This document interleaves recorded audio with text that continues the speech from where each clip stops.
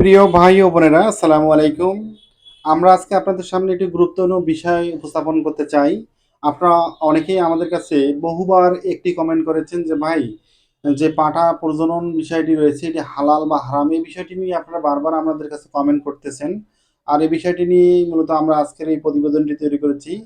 আমরা আপনাদের সহজ কথায় বলতে চাই যে পাঠা প্রজনন যারা করে আয়ের উৎস তৈরি করেছে, সে বিষয়টি বড় বড় মুফতিরা অনেকেই হালাল বলেছে, আবার অনেকে হারাম বলেছে। হালালের বিষয়গুলো যদি তারা যে উপস্থাপনগুলো আমরা সাধারণত দেখেছি, তারা বলেছে যে যে এই পাঠাগুলো প্রজনন পাঠাগুলো লালন পালন করার ক্ষেত্রে একজন খামারির সর্বোচ্চ ব্যয় করতে হয় এবং তাদের বিভিন্ন ধরনের রোগ ব্যাধি বা বিভিন্ন বিষয়গুলো নিয়ে অনেক ধরনের ব্যয় রয়েছে। কিন্তু এই ব্যয়গুলো নির্বাহ করার জন্য একজন খামারির কিন্তু প্রচুর পরিমাণে টাকার প্রয়োজন। সেক্ষেত্রে যদি একজন খামারি পাঠা দিয়ে বিভিন্ন ধরনের ছাগলগুলো প্রজনন করিয়ে থাকে বা ছাগলগুলোর ব্রিডিং করিয়ে থাকে, সেক্ষেত্রে যদি টাকা বা অর্থ নিয়ে থাকে, সেটি হালাল হবে। সেক্ষেত্রে কোনো সমস্যা নেই। এবং আরেকটি বিষয় রয়েছে যে এই যে পাঠাগুলো দিয়ে আপনাদের ছাগলগুলোর প্রজনন করিয়ে তাদের জাত উন্নয়ন করার ক্ষেত্রে যে ভূমিকা রাখছে এই পাঠাগুলো, সেটি কিন্তু একটি উপকারী কাজ। আর এই উপকারী কাজগুলো করার ক্ষেত্রে কিন্তু একটি পাঠা যখন ব্রিডিং করে বা দৈহিক মিলন করে, সেক্ষেত্রেও তো কিন্তু তার শরীরে কিন্তু ক্যালসিয়ামের ঘাটতি হয়। শরীরের কিন্তু বিভিন্ন ধরনের প্রোটিন বা বিভিন্ন ধরনের খাদ্যের ঘাটতির বিভিন্ন ধরনের সমস্যাগুলো দেখা যায়।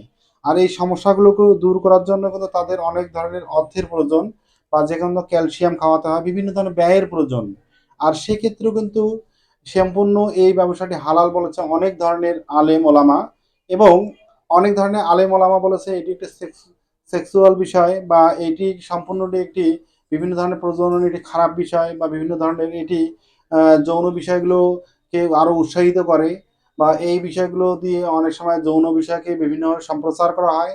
এই বিভিন্ন বিষয়গুলো নিয়ে তারা সরাসরি হারাম বলেনি, কিন্তু অনেক সময় বলেছে যে ক্ষেত্র বিশেষে এটি হারাম হতে পারে, আবার হালালও হতে পারে। বা অনেকেই বলেছে এটি হারাম, আবার অনেক ধরনের লোকে বলেছে এটি, বা মুফতি বা আলেম ওলামারা বলেছেন যে এটি হালাল। মূলত আমরা আপনাদের কমেন্টের মাধ্যমে জানতে চাই যে এই যে প্রজননের যে পেশাটি রয়েছে এটি হালাল বা হারাম, সেটি আপনারাই আহ, উপস্থাপন করতে পারবেন, বা আপনারা বিভিন্ন কমেন্টে জানাতে পারবেন আমাদের।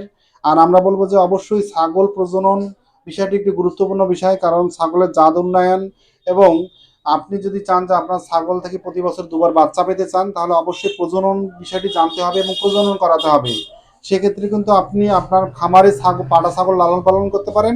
আবার আপনার বাড়ির পাশে বিভিন্ন ধরনের যে প্রজনন কেন্দ্রগুলো রয়েছে, সেগুলো থেকে আপনাদের ছাগলগুলোর জন্য আপনারা পাঠা দিয়ে আপনার ছাগলগুলো ব্রিডিং বা প্রজনন করাতে পারেন। এভাবেই কিন্তু আপনি ছাগলগুলোর জাত উন্নয়ন করতে পারেন। তাই প্রিয় ভাই ও বোনেরা, আমাদের চ্যানেলের প্রতিবেদনগুলো যদি ভালো লেগে থাকে, তাহলে অবশ্যই আপনারা আমাদের চ্যানেলটি সাবস্ক্রাইব করবেন, বেল বাটনটি ক্লিক